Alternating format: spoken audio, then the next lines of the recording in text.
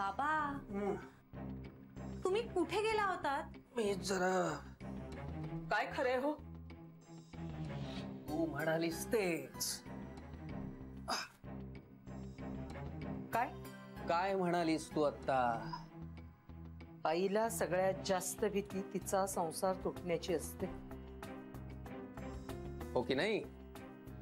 मग दुसऱ्यासाठी खणलेल्या खड्ड्यामध्ये आपल्याला स्वतःलाच पडावं लागतं. हा देवाजीचा न्याय ठाऊक नाही तुला? बघितलंस जानू, बघितलंस कसं बोलतात ते?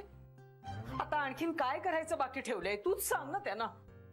नाही, बरोबर बरोबर बोलतेस तू. काहीही करायचं बाकी ठेवलेलं नाहीयेस. बघ जानू, बघ बघ कसं वाकड्यात बोलतायत ते. अगं दृष्टी तशी सृष्टी. तुला सगळं वाकड्यातच दिसणार. कारण सरळ काही बघायची सवयच नाहीये ना तुला. काय वाकड्यात बघितलं ग मी? सांग ना, कसे बोलतात बघ ना.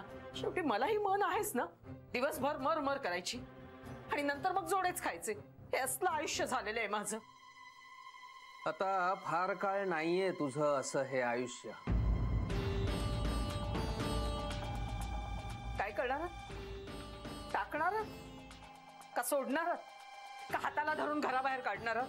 त्यापेक्षा ना जीव घ्या माझा, नाही तर मला विषच आणून द्या ना. मी कशाला आणून देऊ? तुझी तू आणायला समर्थ आहेस. बाबा काय बोलताय तुम्ही? ह्यांना ना मी नकोच आहे. मी मेले ना तर गावभर अगदी पेढे वाटतील ते.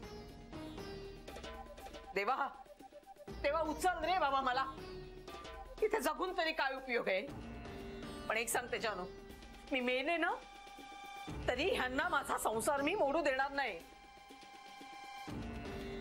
अगं तुझा संसार मोडायला तुझी तू समर्थ आहेस. बघितलंस जानू, तुला म्हटलं नव्हतं मी? यांचं हेच चाललेलं आहे. हे काय करतात निंबाळकर वकिलांकडे जाऊन, मला काही कळत नाही का? मी काही वेडी नाहीये आणि मेलेल्या आईचं दूध पण प्यायलेले नाहीये. जीव देईन मी, पण घटस्फोट देणार नाही.